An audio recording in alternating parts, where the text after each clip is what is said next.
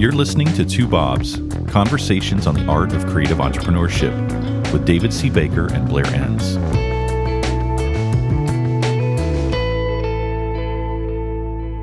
David, I love the title of this episode, What Tech Bros Get Right and Wrong. You love anything that would lead to my potential cancellation. You can't get canceled by dunking on tech bros. Well, but the first part of it is what tech bros get right. And actually, that was the full title. Then I added "and wrong." I'm going to go out with a bang, man. You're not going to get canceled, but you might brace yourself for some sort of DNS attack, denial of service attack. Yeah. Okay, so where did this come from? What's going on? Well, it's all over LinkedIn. And, well, I don't spend as much time on X anymore, but it used to be all over there too. Anytime a tech bro just comes on with all these hacks, and if you want more brilliant insights, then sign up at the link and, all this stuff. It's just so disgusting. But then I find myself thinking, you know what? There are some things that they do right. And that thought first occurred to me maybe a year and a half ago or so. To hold back, whatever you're going to say right there, hold back. So I have this kind of a note-taking app called Workflowy. I love it. It's sort of like a simpler man's Notion. And so I started writing down things like, okay, yeah, they're really annoying, but here's what they do right. And I kept adding things to it slowly. And then I thought, you know what? Let's do a non-traditional topic. I'm ready to do something different. So I thought, okay, what tech bros get right, which is obviously a headline written to grab people's attention because they're immediately thinking, there isn't a single thing they do that they get right. Can we define the term, please? What is a tech bro to you? Yeah, it's not you. I'm not tech enough or broy enough. Either one. It's not me. These are young, wealthy, uber confident. The kind of confidence is like, where does this come from?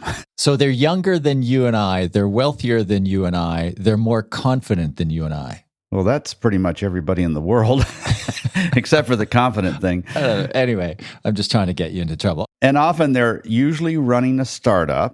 So there's like get rich quick scheme, and there's going to be an exit.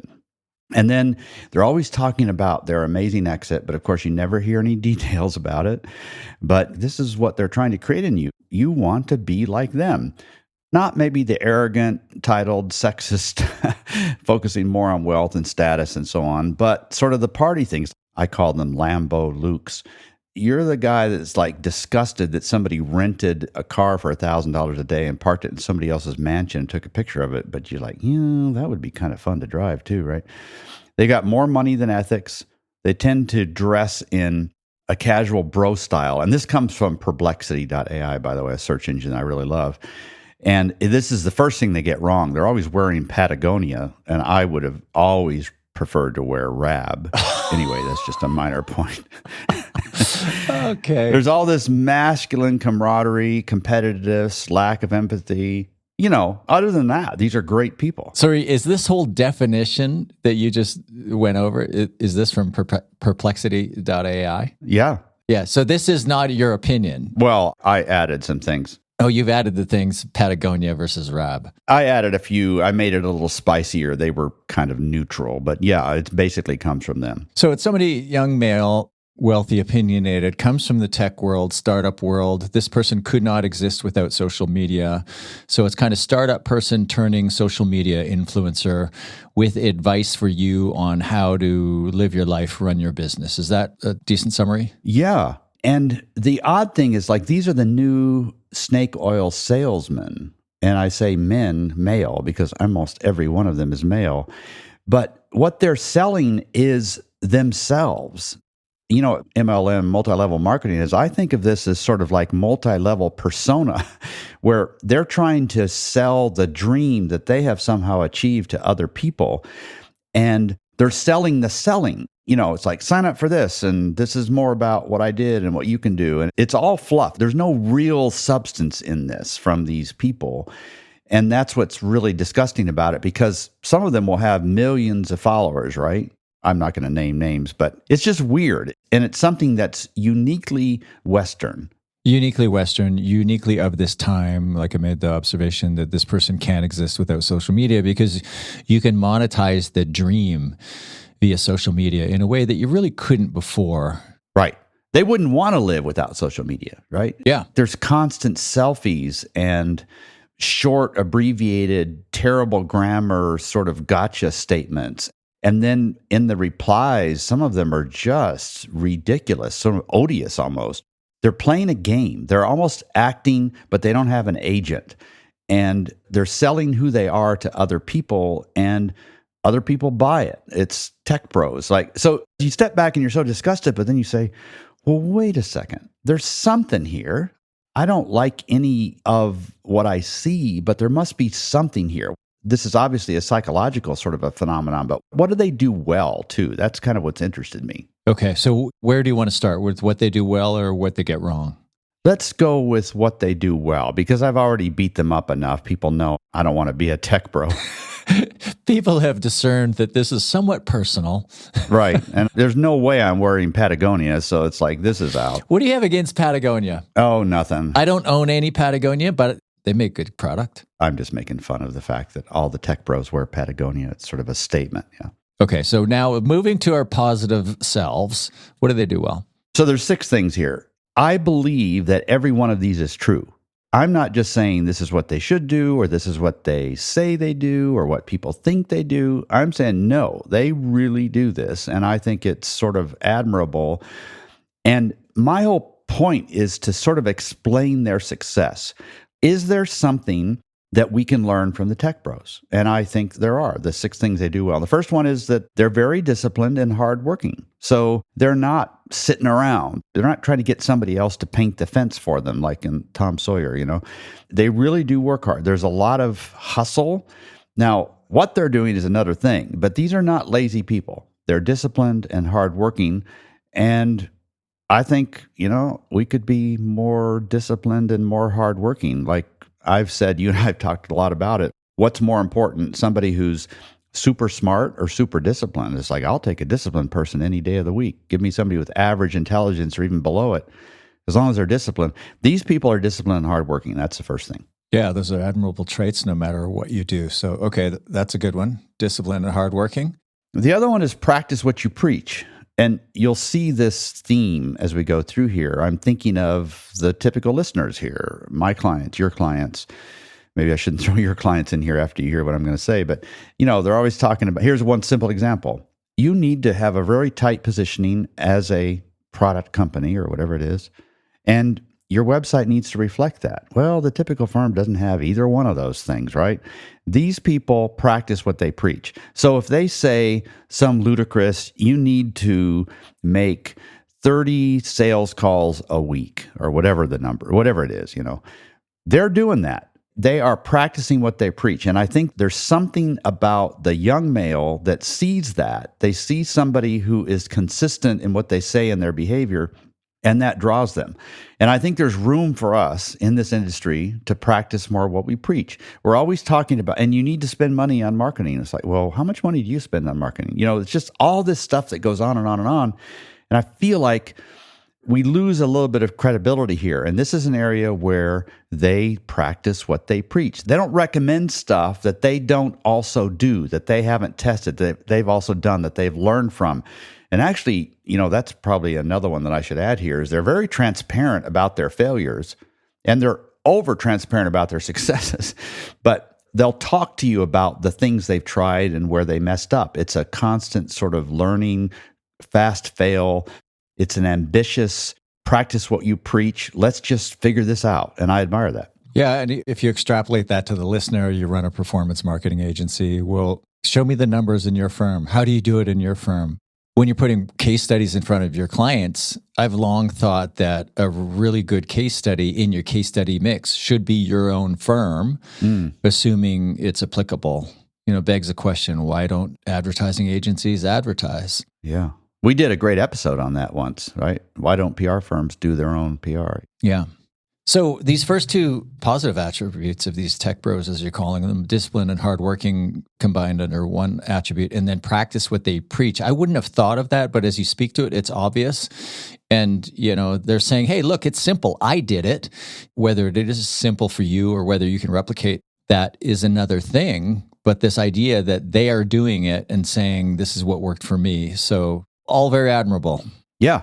Like, you need a sales funnel. That's what a tech bro is going to tell me. And then I'm going to go sign up for his emails. And it's like, well, dang it. I'm dropped right in the top of a sales funnel. He practices what he preaches. I admire that. Okay. And third on the list, competitive and ambitious. Yeah, to a person they are, aren't they? Yeah, almost to a fault, right? It took me 35 or 40 years to actually admit that I love ambition in another human being. For decades, I wouldn't allow myself to say that I valued that attribute. Why? I don't know. I don't know. Is it a family thing? It was never like directly stated. No, not even implied. I don't know where I got that ridiculous idea. But the first time I heard somebody say, I admire your ambition, and they weren't speaking to me, they were speaking to somebody else, I thought, yeah, I do too. Why did I previously think that that's not something you can say out loud? Yeah. I was just judging this person. It's sort of like a right? It was like a Shark Tank thing at the local university, and the person who was managing this competition, I started to look her up on LinkedIn and followed sort of the trail and saw that she was a business major at the school before she became this person that's managing these contests. And she has a roasted pecan business, and it was really interesting. And like, I have no idea what the numbers are behind it, but I'm thinking, well, that's amazing. Like, somebody who is working in an entrepreneurship program is also ambitious. And I just love this. I don't know that you can be ambitious without being competitive. Maybe I didn't need to say both of those things. But these people are competitive and ambitious. And God knows our industry could use a little bit more of this. Oh, pull on that thread a little bit more. What do you mean by that? We could be more competitive. Do you think we're too cooperative? Do you think we're too touchy-feely, too worried about how everybody's feeling and not striving hard enough? I don't think that's true for our peers. We're very open and collaborative, and I think that's fantastic. I think we're a little bit afraid of our employees nowadays over the last 3 or 4 years. And so some of the natural ambition that might rise to the surface gets checked because we're not sure how the team will feel about that. But largely, bigger than all those things is just this killer instinct. We seem to be missing it. I don't know why. I guess because wealth takes a certain place in our lives, which is probably a healthier place. But maybe 1 out of 40 or 50 firms really has the ambition to grow and have some sort of an exit. And I've always wondered why it's not higher, right? Sometimes I think we're sort of like CPA firms. I don't know. We're going to get into this in our next episode. Stay tuned, people. Uh-oh. Yeah. Oh, this will be interesting. I don't even know what that one's about. You've already started thinking about it, huh? The blog post has dropped. The email goes tomorrow. All right. That's a whole other topic. I'll touch on that in the next episode. Lots going on here. Disciplined, hardworking, practice what they preach, competitive and ambitious. Was there more you wanted to say on competitive and ambitious, or do you want to move on?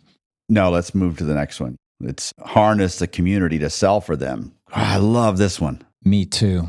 They have disciples everywhere, and it just spreads. It's like sort of a personal version of the network effect. And I just so admire that. Like, when I think about my business, I don't really know the numbers, but there are probably 15 people who just regularly send folks my way, and they're so complimentary and gracious and generous. And then there's, I don't know, a bunch more people who think highly, and we work together, or we haven't, or we rub shoulders. But I don't have this army of people that are fighting behind me for free on the battlefield. And these tech bros, they just inspire this sort of loyalty and a community. And often the community is actually formulated a little bit. It's like the tech bro understands this, and that's part of what they're selling, is this community that will keep buying from them, but also keep selling for them. And I just so admire that. I don't really know how they do it. I just am impressed. If you think of multi-level marketing as the unseemly version of this, of scaling your sales force, this is the more palatable version of that scaling your sales force. It is a phenomenon. People aren't just buying from you. They are actively referring you, right, and taking pleasure in actively referring you. And maybe there's a little financial remuneration going on, and maybe there isn't. I think this is a really keen insight. I think back to Dan Sullivan, founder of Strategic Coach. He has this, I think he calls it a 10X program, or he calls it something else. And he has these 10 criteria for 10Xing your business. And I think it's the very first one where he says, your customers become your sales channel. And that idea, if you can solve for that problem, man, you just unlock, I'm going to sound like one of your tech bro people, you unlock an exponential audience. The size of your audience just multiplies. Your reach grows quickly. I think that's a really interesting observation. And I think this happens because they somehow shape the conversation for this person. Like if you're talking with somebody that admires some other person, they will insert that other person into any new conversation with a new person. It's almost like a religion. They're seeing their reality through how this person sees it. But then they feel like this is such good news, they want to share it. You deserve to learn from this person too. And I guess we'll talk a little bit more about why that's the case. But just harnessing that community to sell for them is just so powerful. That's number 4 under what the tech bros do, right? Number 5 is they're not always in selling mode. Yeah, they help people. You've taught me that selling is really helping people. And when you enter a conversation like that or a potential relationship, everything feels different. You don't feel the pressure to do things you would have before. You're helping people. There's something in here. Now, it's not pure because a big part of you says, ding, ding, ding, warning, like I'm going to get fleeced at some point. But I'm being helped right now. Like, wow, I can't believe all the stuff he gives away for free. It's like webinars or private conversations on Twitter or public ones with hundreds of people, or he's got enough energy to meet everybody at a bar and sort of connect, and that'll be a memorable thing with all kinds of selfies. It's not just selling. They get this right. I think that in our industry, we have this right. We understand that. We just don't do it. We don't provide enough free help for people because all kinds of possible reasons, right? Maybe we're struggling with what our positioning should be. Maybe we don't feel like we have things to say. Maybe we don't have the time, whatever that is. We get the spirit of it correct. We just don't actually do it. And these people, this is tied back to how hard they work. They're spending a lot of time actually helping the community. Now, it has an ulterior motive, but it really does help the community. It gives them things to think through, how to solve things. And of course, they're usually selling different levels of access to different people. But God, I've really thought a lot about this. You'd think maybe I want to be one of these people, right? This is pretty sad. Well, it strikes me as quite similar to content marketing, the way you and I advocate that you do this. It's basically, I've heard you say numerous times, you give your thinking away for free. You give it away for free. You give it away for free. Right. And the idea is there's a hook there. There's a trade-off. At some point, maybe there's an ask. You're giving. You're asking, can I help you? Is this different in any way? I don't think so. You're a little bit more sure you can get screwed with the tech bro, but it's basically the same thing. Yeah. Okay, number 6 on the list of what the tech bros do well is FOMO. FOMO, a sense of belonging. And I think this probably ties back to the community thing, but it's so important. It's separate. So you're not just connecting with this leader. You're connecting with other people that share the same priorities and perspectives and have the same needs and desires that other people do. So there's this community that's created to solve this sense of belonging that's so missing. And I think this is probably missing more among young males as well, which is part of why there's such a draw here. You know, it's one thing for somebody to be your client. It's another thing for them to feel this sense of community with your other clients. And we don't think enough about that. And I think there could really be something there where I'm not just staying with you as a firm because you do great work, but I'm staying there because of the other people you bring to the conversation. We don't ever think about that. And I think tech bros do this really well. This is a really keen observation. Does this make you want to be one? Was it that compelling? I think I'm too old to be a tech bro. I think that ship has sailed. Does it make me want to be one? No, but it really does help me understand whether you have a like or a dislike for this approach. Underlining all of it are some very strong attributes, some things that, as you say, they're doing very well. Yeah. I think, I was a little bit cynical of the topic here. but you really have looked past your own cynicism of this group and dug into the things that they do well. Do you want to talk a little bit more about what they get wrong? Well, do you want to go back to the hate sandwich? Yeah. Just to reiterate, I really despise tech bros, but I think we can quietly admire some of the things they do, but not forgive that they're leading people astray. They're dumping them. They're using them. There's nothing there. There's a lot of sexism, a lot of weird thinking about money. I'm not dismissing all that. I acknowledge all of that. I just think we can learn something from a lot of different places. And this is one that's always struck me as kind of interesting. I resisted this for a long time because it's such a weird topic, but I don't know. It's just, I like it. So don't be like them, but recognize that there are some things you can learn from them. That's how I'd kind of leave it. For your feedback, the email address is david@punctuation.com. Right. Or you can find him on X or LinkedIn, where he's quite active. Right. David, this has been really enlightening. Thank you for this. Thank you, Blair. Thank you for listening to Two Bobs with David C. Baker and Blair Enns.